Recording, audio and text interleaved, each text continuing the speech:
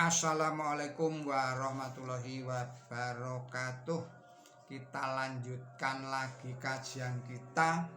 Yang ini adalah berjudul Pendapat para pemimpin Islam dan para tokoh-tokoh Islam tentang jihad. Saudara-saudara para pemirsa Kereweng Aji Channel yang berbahagia serta kaum mukminin wal mukminat rahimakumullah. Kini adalah pendapat Sayyid Ahmad Barelvi, wafat tahun 1831. Ini adalah pendapat ke-19. Beliau ini adalah seorang militer muslim dan pemimpin agama yang berperang melawan kekuasaan Sikh di sebelah barat laut India dan dianggap sebagai mujadid abad ke-13 Hijriyah. Tentang Sayyid Ahmad Barelvi tercatat sebagai berikut. Ketika beliau melakukan jihad melawan Sikh, seseorang bertanya kepadanya, "Mengapa kamu pergi jauh-jauh untuk berjihad melawan Sikh? Padahal orang Inggris sedang menjajah, menguasai negara ini, dan orang-orang Inggris tersebut tidak mengakui Islam. Melakukan jihad melawan mereka di setiap rumah dan berjuang mendapatkan India dari mereka akan didukung dan dibantu berjuta-juta orang." Beliau menjawab, "Pemerintah Inggris mungkin menolak Islam, tetapi mereka tidak menindas orang-orang Islam.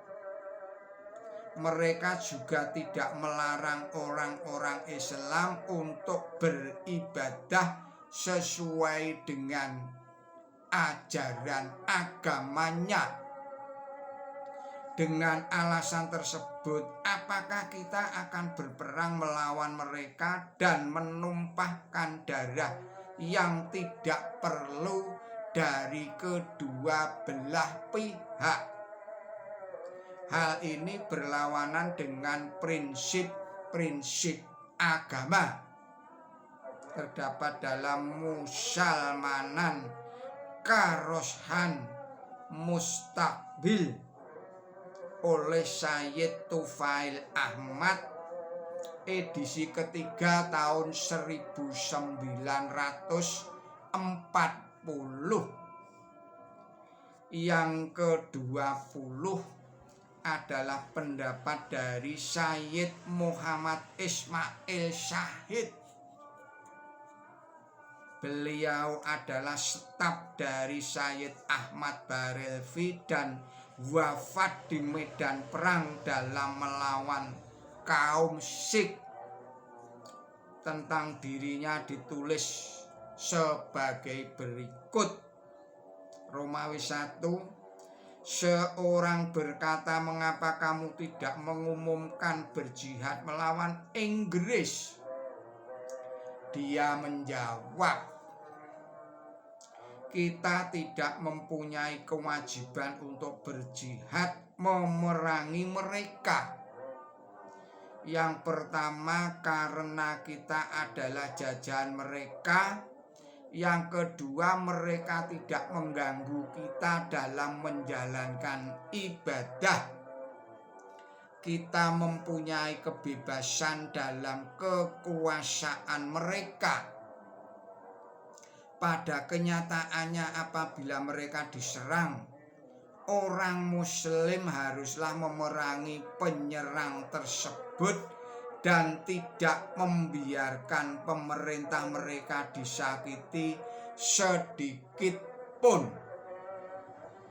Terdapat di dalam Hayat Thayyibah, sebuah biografi oleh Mirza dari Delhi, edisi 1972 halaman 264, diterbitkan di Lahore.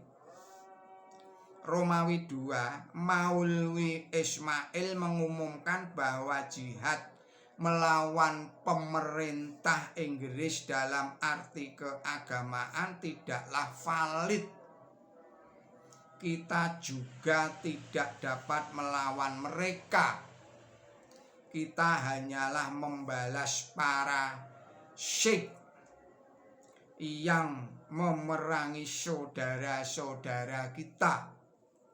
Karena alasan itulah mengapa pemerintah atau penguasa Inggris tidak